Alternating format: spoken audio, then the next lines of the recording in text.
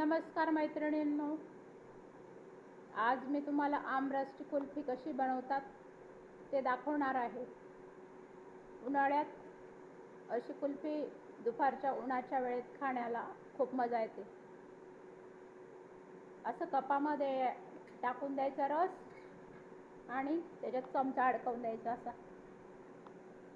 आणि डीप फ्रीजरमध्ये ठेवून द्यायचं। 5-6 तासात एकदम कडक होऊन जातं, मस्त असं कुल्फी सारखं छान निघतं। असं फ्रीजरमध्ये ठेवून द्यायचं।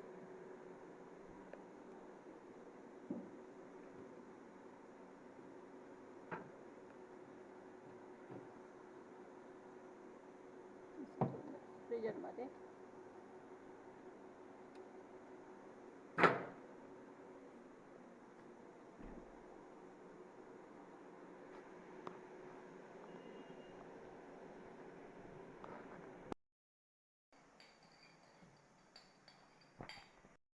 तर बघा मैत्रिणींनो, मी आंब्याच्या रसची कुल्फी बनवलेली आहे।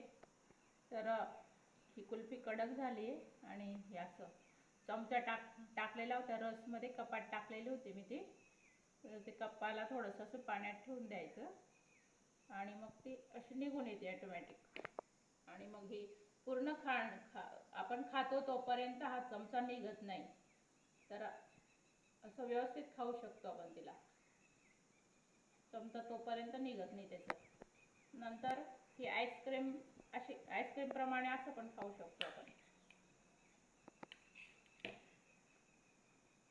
तर भेटूया मैत्रिणींनो पुढच्या रेसिपीमध्ये अशाच चांगल्या रेसिपी सोबत। Thank you, bye.